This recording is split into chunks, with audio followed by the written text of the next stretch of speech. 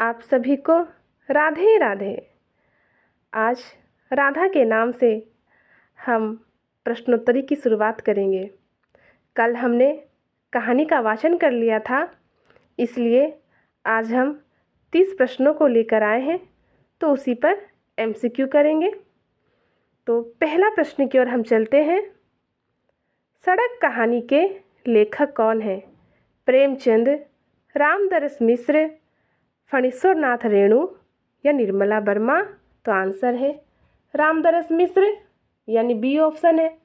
आज मैंने प्रश्न के साथ उत्तर को भी रख दिया है ताकि उत्तर खोजने में आपको किसी प्रकार की असुविधा ना हो। चलिए दूसरे नंबर प्रश्न की ओर हम चलते हैं। कहानी सड़क में सड़क किसका प्रतीक है? केवल आवागमन का साधन, विकास, शोषण और व्यवस्था की पोल, गांव की खुशहाली, आधुनिकता? तो आंसर क्या है? बी है, विकास, शोषण और व्यवस्था की पोल। तो ये क्या है? सड़क कहानी का प्रतीक है। कितने आदमी मास्टर जी की दुकान पर चाय पीने के लिए रुके? तो जब हमने कहानी पढ़ा, आपको पता ही होगा, कहानी की शुरुआत में था ना, एक आदमी के साथ 3 आदमी गाड़ी से उतरे, तो कितने आदमी हुए? 4 आदमी हुए। तो आंसर हो जाएगा सी, यानी 4 आदमी। ठीक है, और उन 4 आदमी में कौन थे? एमएलए यादव जी भी थे। चलिए तीसरा नंबर प्रश्न चलते हैं। सड़क बनने से गांव वालों को सबसे पहले क्या उम्मीद थी? रोजगार, तरक्की और शहर से जुड़ाव, बिजली, स्कूल? तो आंसर क्या हो जाएगा? तरक्की और शहर से जुड़ाव। कि सभी की आकांक्षा होती है, अभिलाषाएं होती है कि सड़क बनेगा, तरक्की होगी, गांव का विकास होगा। तो गांव वालों को सबसे पहले क्या उम्मीद थी? तरक्की और शहर से जुड़ाव। 5 नंबर प्रश्न। मास्टर जी का पूरा नाम क्या है? Master Chandrabhan Pandey, master Bhanu Pratap, master Dindayal, master Dinanath? Answer हो जाएगा क्या? मास्टर चंद्रभान पांडे। 6 नंबर प्रश्न। किसकी बदौलत गांव में सड़क बन रही थी? एमएलए यादव, गांव वालों, ठेकेदार के, किसी का नहीं? तो आंसर क्या हो जाएगा? एमएलए। एमएलए कौन थे?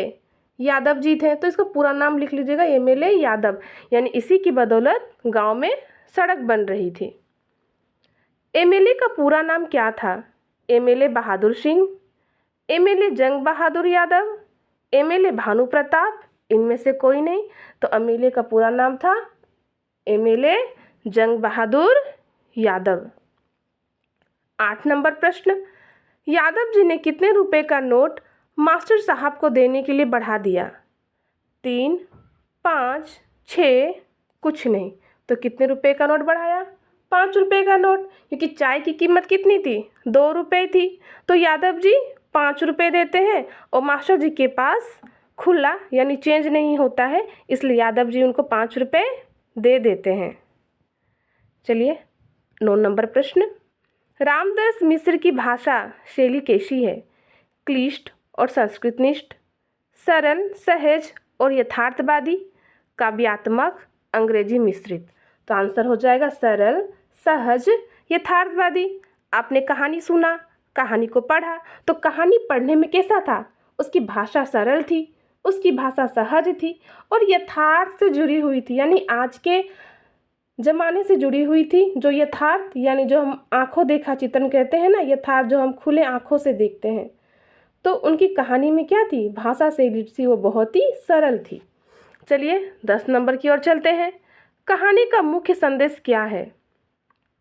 सड़क बननी चाहिए, विकास के नाम पर होने वाला दिखावा, आम आदमी का शोषण, शहर अच्छे होते हैं, मजदूर आलसी होते हैं? तो आंसर हो जाएगा क्या? बी हो जाएगा। तो विकास के नाम पर होने वाला दिखावा और आम आदमी का शोषण, क्योंकि जब वोट मांगने आते हैं तो बोलते हैं ना कि हम अच्छा रास्ता बना देंगे, सड़क बना देंगे, तो उसी के नाम पर लोग क्या करते हैं? विकास के नाम पर दिखावा करते हैं और आम आदमी का शोषण करते हैं। तो आंसर बी होगा। चलिए अब चलते हैं किसकी ओर। 11 नंबर, कहानी में पांडे जी किस वस्तु के फट जाने से दुखी हो जाते हैं? कुर्ता, खादी की धोती, चादर या टोपी? तो क्या खादी की धोती फट जाने से दुखी होते हैं, क्योंकि जो मास्टर चंद्रभान पांडे थे वो खादी की धोती पहनते हैं और उनको जो साबुत की धोती है या मील की धोती उनको पसंद नहीं है, इसलिए फट जाने से वो बहुत ही ज़्यादा दुखी होते हैं। 12 नंबर प्रश्न, पांडे जी का बेटा कौन है? तो पांडे जी का बेटा कौन है? रमेश है। तो पांडे जी के 2 बेटे थे, एक का नाम था महेश, एक का नाम था रमेश। महेश जो है वो पढ़ लिख कर शहर में नौकरी करता है, जो रमेश है वो अपने पिता के साथ रहकर खेती बाड़ी करता है। और रमेश के कितने बच्चे हैं? रमेश के 3 बच्चे हैं। ध्यान दीजिएगा, रमेश के 3 बच्चे हैं। चलिए 13 नंबर प्रश्न, रमेश ने सड़क के किनारे क्या खोलने का सुझाव दिया? स्कूल, अस्पताल, चाय की दुकान या पुस्तकालय? क्या खोलने का सुझाव दिया? चाय की दुकान। कहानी में सड़क किस क्षेत्र में बन रही थी? शहर, कछाड़ के क्षेत्र में, पहाड़ी के क्षेत्र में या जंगल में? कहाँ बन रही थी? कछाड़ के क्षेत्र में। पांडे जी पहले सड़क को किस रूप में देखते थे? समस्या के रूप में, विकास और सुविधा के साधन के रूप में, व्यापार के रूप में, राजनीति के रूप में? तो किस रूप में देखते हैं? विकास और सुविधा के रूप में। 16 नंबर, कहानी में सड़क के निर्माण से क्या परिवर्तन आने की संभावना दिखाई गई है? यातायात और व्यापार में वृद्धि, खेती का अंत, गांव का विनाश, जनसंख्या की कमी? तो आंसर हो जाएगा यातायात या व्यापार में वृद्धि। 17 नंबर प्रश्न देखिए, सड़क कहानी का मुख्य विषय क्या है? पारिवारिक झगड़ा? तो पारिवारिक झगड़ा तो कोई हाल में ही नहीं है। ग्रामीण जीवन और विकास के प्रभाव? बिल्कुल ये सही है। प्रेम कथा? ये भी नहीं है। ऐतिहासिक घटना? ये भी नहीं है। तो हमारा आंसर हो जाएगा बी। ठीक है, तो ये सड़क कहानी का क्या है? मुख्य विषय है। 18 नंबर, रमेश के अनुसार खादी की धोती के स्थान पर क्या बेहतर है? तो जो रमेश है, चंद्रभान पांडे का बेटा, तो वो मील की धोती पहनते हैं। ठीक है, तो ये उनका कहना है कि रमेश के अनुसार खादी की धोती के स्थान पर क्या बेहतर है? मील की धोती, क्योंकि खादी की जो धोती है उसकी कीमत क्या है? बहुत ज़्यादा है, बहुत महंगी है, तो वो खरीदना इनके लिए क्या है? नामुमकिन है। तो इसलिए वो कहते हैं कि खादी की धोती के स्थान पर मील की धोती पहनना बेहतर है। आइए 19 नंबर, सड़क कहानी में लेखक ने किस समस्या को प्रमुखता से उभारा है? ग्रामीण पिछड़ापन और विकास की जटिलताएं, शिक्षा की समस्या, बेरोजगारी, स्वास्थ्य समस्या? तो आंसर हो जाएगा ग्रामीण पिछड़ापन और विकास की जटिलताएं। ठीक है, अब देखिए 20 नंबर प्रश्न, स्कूल से रिटायर हुए मास्टर जी को कितने साल हो गए थे? तो स्कूल से रिटायर हुए मास्टर जी को 5 साल हो गए थे। तो कहानी में लिखी गई है, तो वहाँ बताते हैं ना कि स्कूल से रिटायर होके 5 साल हो गए हैं। तो चाय की दुकान पर बैठते हैं, उनके 2 बेटे हैं रमेश और महेश, तो वहाँ पर ये सब जिक्र करते हैं। ठीक है, आइए 21 नंबर प्रश्न, मास्टर जी के पास कितनी ज़मीन थी? कितनी ज़मीन थी? 3 बीघा ज़मीन, 5 बीघा ज़मीन, 2 बीघा या 7 बीघा? तो कितनी बीघा ज़मीन थी? 3 बीघा ज़मीन थी, वो भी कहाँ? बाढ़ग्रस्त कछाड़ के पास। 22 नंबर, पांडे जी ने रमेश को कैसी दृष्टि से देखा? प्यार भरी, क्रोध भरी, मार खाई या उदासीन भरी? तो आंसर क्या हो जाएगा? मार खाई दृष्टि से उन्होंने रमेश की ओर देखा। पांडे जी अपने आप क्या कह रहे थे? भ्रष्ट नेता, आदर्शवादी कांग्रेसी, बेईमान शिक्षक, लालची व्यक्ति? तो उत्तर क्या हो जाएगा? वो खुद को क्या समझ रहे थे? आदर्शवादी कांग्रेस। ठीक है, वो कहते हैं ना कि जब वो सोच रहे थे आदर्शवादी कांग्रेस, तपे हुए शिक्षक की परिणति यही होनी थी, तो उसके बारे में जब वो कहते हैं, वो अपने आप को आदर्शवादी कांग्रेसी भी कह रहे थे, तपे हुए शिक्षक भी कह रहे थे। ठीक है, चलिए 22 नंबर प्रश्न हम चलते हैं। फिर 24 नंबर, कहानी में किस वस्तु को बहुत महंगा बताया गया है?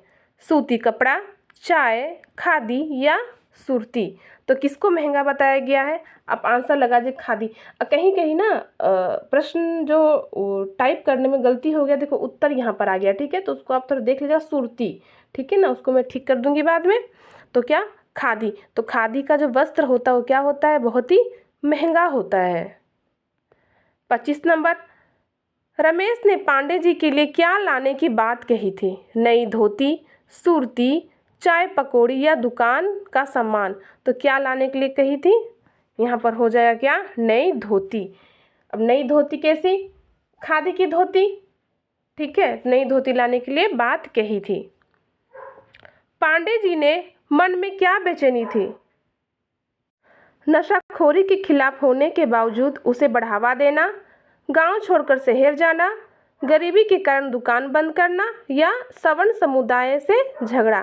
तो आंसर क्या हो जाएगा? ए, नशाखोरी के खिलाफ होने के बावजूद उसे बढ़ावा देना। तो आप ए में लगाइएगा, ठीक है।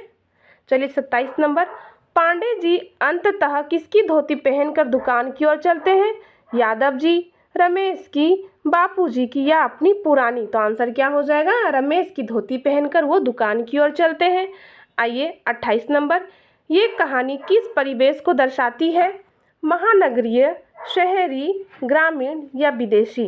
तो किसको दर्शाती है? यह ग्रामीण को दर्शाती है, ठीक है, कि गांव के जीवन को दिखाया गया है, किस तरह गांव में लोग रहते हैं। 29 नंबर, कहानी में दरिद्रता, गरीबी और सवर्ण समुदाय का आहंग किसके कथा संसार का हिस्सा है? प्रेमचंद, रेणु, रामदरस मिश्र या अज्ञे। तो आंसर क्या हो जाएगा? रामदरस मिश्र।